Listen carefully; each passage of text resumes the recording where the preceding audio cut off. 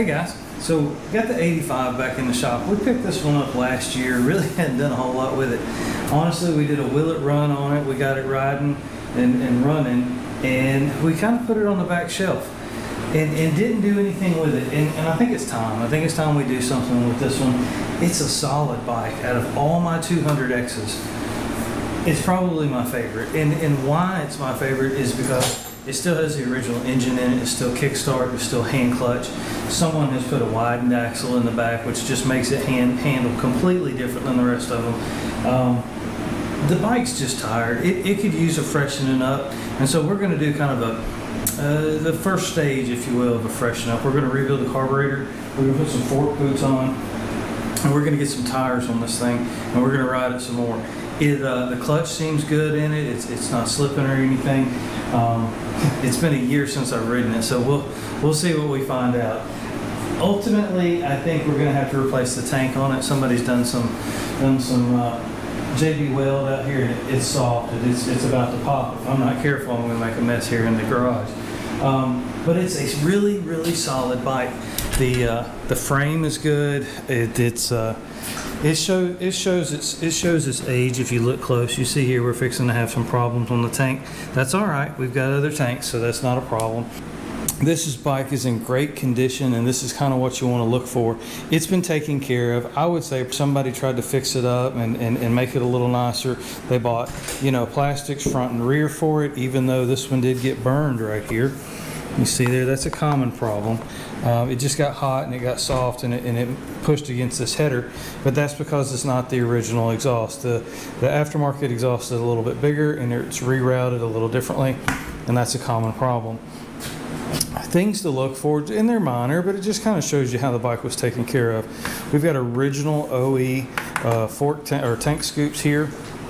Somebody has taken the boots off. We have front brakes on this bike, which is a really good thing because the last time I rode it, I didn't realize we didn't have any rears until it was too late, which was my fault. But we've got good front brakes on it. They work well. Bearings in the front on this bike are actually really good. I don't see any need in messing with the front bearings.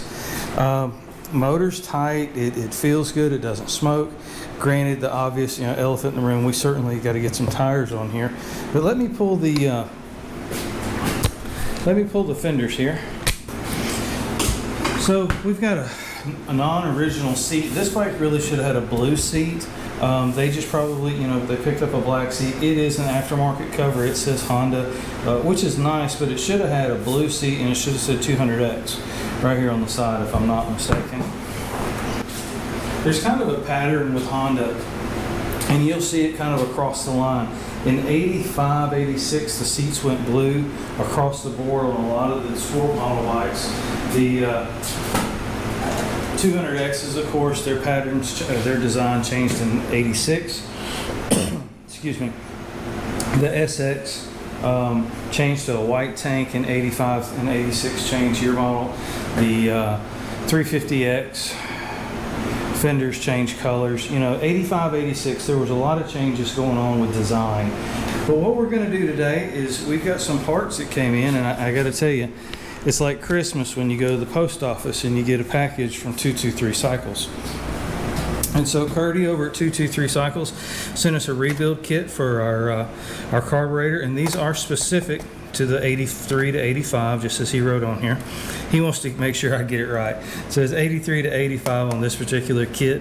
He's added our screw vent tubes and a new set of fork boots. Now you may or may not know, but these are the same fork boots that fit the 250 SX as well as the 200.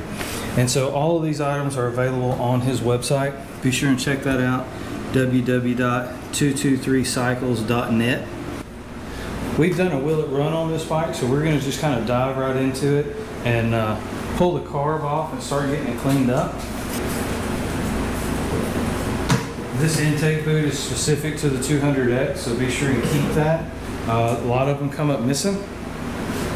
You see we're missing one of our little boots here.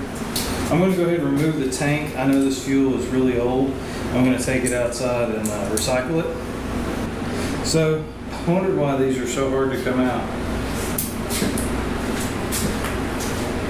You don't know what you don't know, right?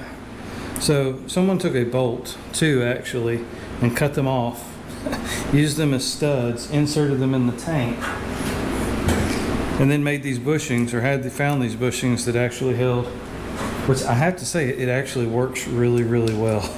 That was really, really clever. That's not how that normally is. Normally, your bolt has a shank on it, and then it gets bigger, and this rubber piece slides right on it. But this is actually, that's probably one of the best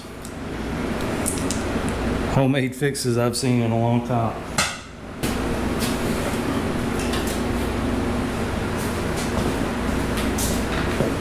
So that opens up to kind of give you access to where everything is. You see our carb is off-centered here. That is special. This intake is special to the 200X. This carb is actually a little different than 200X. I believe, I may be wrong on this, I believe it's a 29 millimeter. Not certain of that. By taking off this intake boot, you don't have to worry about the air cleaner or anything. We've got two. Now, when you take your carb off, this is kind of important. These intakes, remember, this is special to the 200X. So if you break it, you're going to have to find one off another 200X. I don't know another bike that shares this intake. It actually has got kind of a kick to it where it offsets the carburetor even more. It's offset in the head to begin with, but then the intake boot itself is different. So when you're working on your carburetors, be sure and support your carb with your offhand. When you crack these loose, don't just reach in there with the wrench and break them loose, because that's when you're going to tear this rubber. It gets real brittle. It's actually vulcanized to aluminum, and it's easy to tear. So anytime you're breaking them loose or tightening them up. Two 10 millimeter bolts. There is a gasket between the two. It's a little rubber gasket. We're going to go ahead and pull the slide out the top. Just want to be careful with it. Don't bang it around or anything.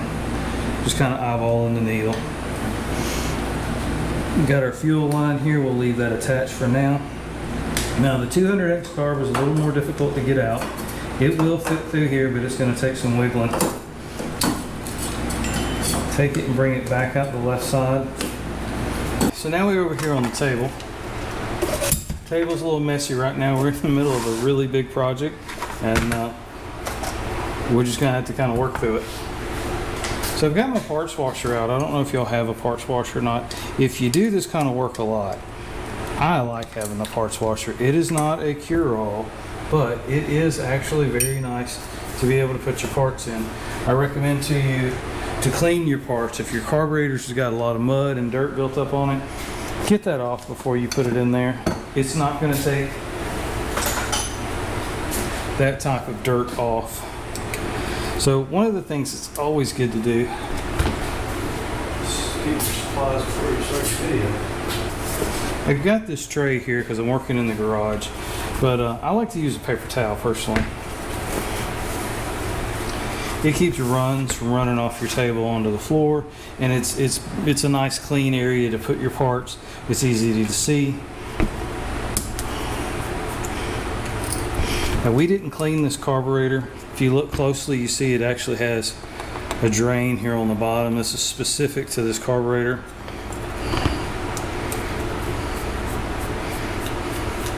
But instead, you can see how just leaving your screws out might be easily lost, especially if you have a lot of other stuff on your table.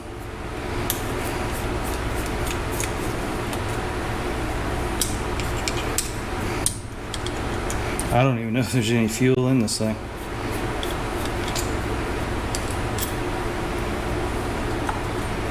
Nope, look at that, dry as a bone.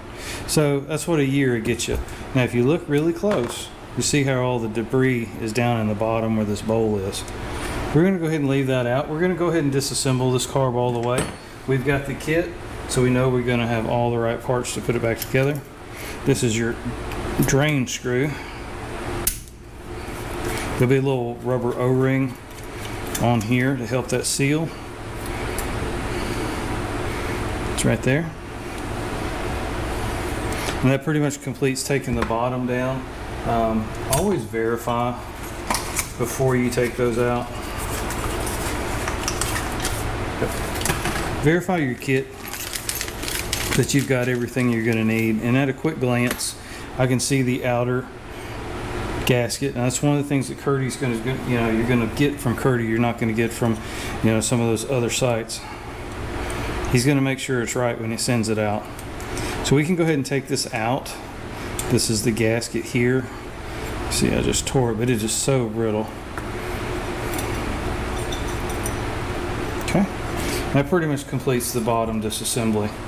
Got an O-ring down here on the bottom. You see how flat it is? Very possible that once it comes out of the parts cleaner, there it is right there in the kit. So you know it's there, you know it's the right one. It will expand when it comes out of the kit, so let's go, or out of the cleaner, let's go ahead and just let it go through there.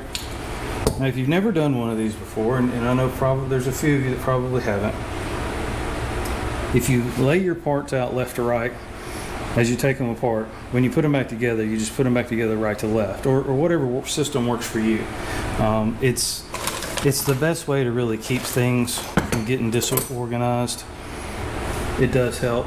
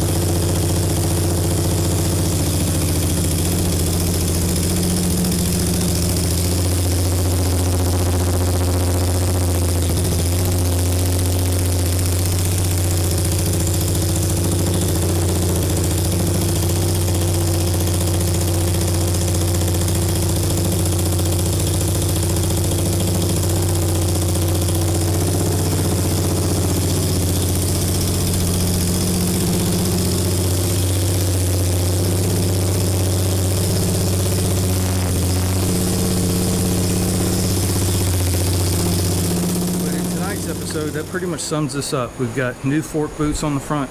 We've got a new carburetor rebuild kit installed. The bike's running really good. I think the timing chain's a little loose, so we'll adjust that. That'll be in an upcoming video. It's been sitting for a year, so we needed to kind of go through all the systems again.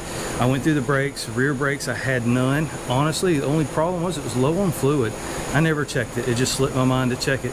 Put some brake fluid, went ahead and topped off the front also. Remember the 200X, it was really the first 4-stroke to come into the playing with disc brakes front and rear, suspension front and rear, and that's why so many people like the 200X. You have enough power to have a lot of fun. It's a good size. You can whip it around. You have the comfort of full suspension. No more rigid hardtail. You have really good brakes. You have disc brakes front and rear. It's just a very well-rounded bike. It's not crazy powerful like the 250R or the 350X, but it is certainly enough to have a lot of fun with. You've got some real sport suspension. You've got a good wheelbase on this bike. It handles really well. You can widen out the rear end with some spacers. You can do a lot with the 200X and have a comparable machine to what you'll see riding out on the trails today with 4 wheels on it. So that's why I like the 200X. The 200X really brings a lot of technology to the table and a lot of comfort and style, all of that. My favorite year probably is the 85, but I'll be honest, I have not owned the 86 or 7 yet. If I find one, I will get one. But for right now, the 85 is my favorite. Kit from 223 Cycles. Be sure and check him out. Be sure and mention MRC Builds at checkout in the promo code. Get 10% off of anything on his website. And now for a new segment, what are you riding? Now this is our good friend Curtie's 3-wheeler. This has started life out as a 1987 250 ES. As you can see here, it was just really a basket case when he brought it home. Curtie tells us it's taken him almost 5 years to complete this bike to get it to where it is now, and he's still modifying it as he goes. 6 inches of lift, 6 inches of width. Of course, the motor's been completely gone through, the chassis has been powder coated. This really is what we would consider an extreme bike. 400 EX carb. This thing's even got a radio on it, y'all. It is everything that you could possibly put on a 250 ES. 36-inch tires, smoked LED whip, full LED rock lights. He calls it the Night Rider, and we can certainly see why. I appreciate you sending it in, Curtie. That is an amazing machine. Up next, we've got Brian Clifford. He's got a restored here 1985 350X. Said he bought it from a friend of his back in the 90s. It was just a complete basket case. This gives you a real idea of the dedication that, you know, guys have. They find these projects, and it's amazing what you can do. He's even sent us a picture here of a little ATC 70 that he's put together, a little blue and white combination. Looks really good there, Brian. You should be proud of both of those machines. Appreciate you sending them in. Next up, we've got Griffin Boone. He sent in a 1983 185X. He's completely gone through it. He said this is his grandfather's bike. Bought it brand new in 1983. It was passed down to his father and now to him, and he's kept it going over the last 10 years. I'm sure he's looking forward to passing it on one day to that 4th generation. Appreciate you sending that in, Griffin Boone. You've got a really nice bike there. Those 185s are a lot of fun. As always, like, share, and subscribe. I appreciate it. Y'all take care. I'm going to get inside. It's fixing to rain again. Y'all take care. Bye.